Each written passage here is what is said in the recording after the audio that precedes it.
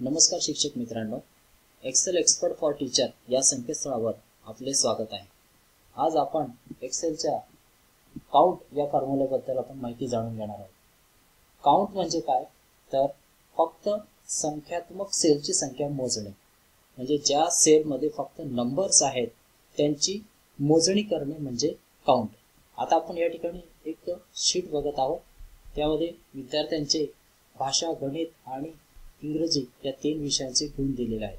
आपण सर्वप्रथम भाषा या विषयाच्या या ठिकाणी मी आधीच तिघांचे उत्तर काढून ठेवलेले आहे, ते आपण डिलीट करणार आणि आपण आधी भाषा म्हणजे मराठी या विषयाला आपण फॉर्म्युला लावणार।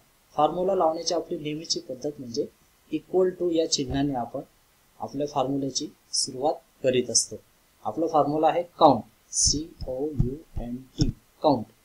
काउंट फॉर्म्युल्यानंतर आपल्याला खाली त्याच्याशी मिळते जुळते काही फॉर्म्युले आपल्याला हा विंडोज 7 दाखवत आहे। या ठिकाणी आपल्याला कंसापासून सुरुवात करून आपल्याला आता व्हॅल्यू द्यायचे आहे, व्हॅल्यू 1 2 3 एटसेट्रा। म्हणजे आपल्याला या ठिकाणी रेंज निवडायची आहे। रेंज म्हणजे काय आहे, आपण आधीच्या व्हिडिओमध्ये बघितलेलेच आहे। रेंज म्हणजे सेलचा समूह, अनेक सेल आपण एकत्र सिलेक्ट केले तर त्याला आपण रेंज असे म्हणतो। या ठिकाणी आपल्याला या पहिल्या विद्यार्थ्यापासून तर शेवटच्या विद्यार्थ्यांपर्यंत आपण ही सेल निवडल्यानंतर कंस पूर्ण करून आपण एंटर करणार। या ठिकाणी उत्तर आलेलं आहे 6। आता आपण प्रत्यक्ष मोजून घेऊया की ह्या नंबर्स किती आहेत। 1 2 3 4 5 6 7। मित्रो, या ठिकाणी नंबर 7 आहेत आणि आपल्याला फॉर्म्युलाने उत्तर दिलेले आहे 6। बाकीच्या सेल रिक्त आहेत, बाकीच्या सेलमध्ये अक्षर आहे म्हणजे अल्फाबेट आहे, त्याच्यामुळे ते त्यांनी काउंट केले नाही। मात्र सेल ह्या 7 आहेत नंबर असलेल्या सेल, आणि प्रत्यक्ष आपल्याला उत्तर आलेले आहे 6। तर या ठिकाणी मी एक्सेलला फसवण्यासाठी या ठिकाणी हा जो 40 लिहिलेला आहे हा 40 नसून फक्त 4 आहे आणि पुढे लिहिलेला आहे O। O म्हणजे काय, अक्षर, 4 नंबर। म्हणजे त्या ठिकाणी त्या एक्सेलला हे त्याला लक्षात आलंय की या ठिकाणी नंबर नाही, म्हणून त्याने तो काउंट केला नाही।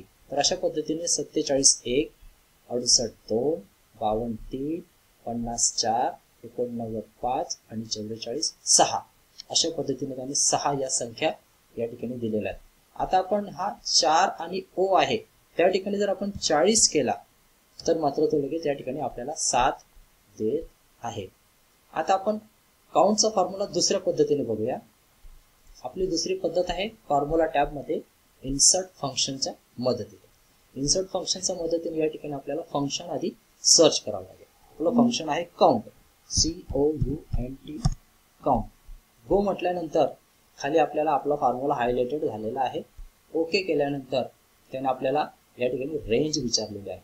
मग रेंज विचारत असताना आपल्याला त्या ठिकाणी त्याला रेंज देणे अपेक्षित आहे। आपण ही त्याला गणित विषयाची रेंज देणार आहोत आणि एंटर केल्यानंतर आपल्याला सगळ्या रेंजचं उत्तर या ठिकाणी मिळालं। या ठिकाणी सुद्धा मित्रो काही ठिकाणी सेल रिक्त आहे म्हणजे रिकामी आहे, काही ठिकाणी अल्फाबेट आहे AB म्हणजे ॲब्सेंट, आणि या ठिकाणी डबल हॅश आहे तर हा सुद्धा नंबर नाही। मात्र या ठिकाणी सुद्धा मी 50 न लिहिता 5 आणि O लिहिलेला आहे। मित्रो या ठिकाणी बघा 5 आणि O, तर त्याने एक्सेलने आपल्याला तो नंबर म्हणून न काउंट करता त्याला अक्षर म्हणून काउंट केलेला आहे। तर आपला काउंट हा फक्त संख्या मोजण्यासाठी, किती सेलमध्ये नंबर्स आहेत हे मोजण्यासाठी काउंट हे ऑप्शन आपल्याला वापरता येते। या ठिकाणी 50 हा मी नंबरच्या रूपाने टाईप करतो, या ठिकाणी पुन्हा 7 आलेला आहे। आणि आपण नेहमी जी ट्रिक वापरतो की आपल्याला इंग्रजी विषयांची काउंट म्हणजे नंबर असलेल्या संख्या काउंट करायच्या आहेत, तर आपण काय करणार, कंट्रोल R, ही सोपी पद्धत, म्हणजेच तो बाजूचा फॉर्म्युला कॉपी करत असतो। तशा पद्धतीने या ठिकाणी 11 सेल आहेत, 11 नंबर्स बरोबर आहेत। मात्र काउंट हे फॉर्म्युला असे काम करते की ज्या ठिकाणी नंबर नाहीत त्या सेल तो मोजत नाही, फक्त संख्यात्मक सेलची संख्या आपल्याला मोजून दर्शवित असतो आणि मोठ्या डेटामध्ये काम करण्यासाठी या काउंट फॉर्म्युलाचा खूप मोठ्या प्रमाणावर उपयोग होत असतो. मित्रांनो, आपल्याला हा व्हिडिओ आवडलेलाच असेल अशी मी अपेक्षा करतो. हा व्हिडिओ आपण एक्सेल एक्सपर्ट फॉर टीचर या संकेतस्थळावर मोफत पाहू शकता आणि डाउनलोडही करू शकता. पुढच्या व्हिडिओमध्ये पुन्हा भेटूया नवीन फॉर्म्युलासह.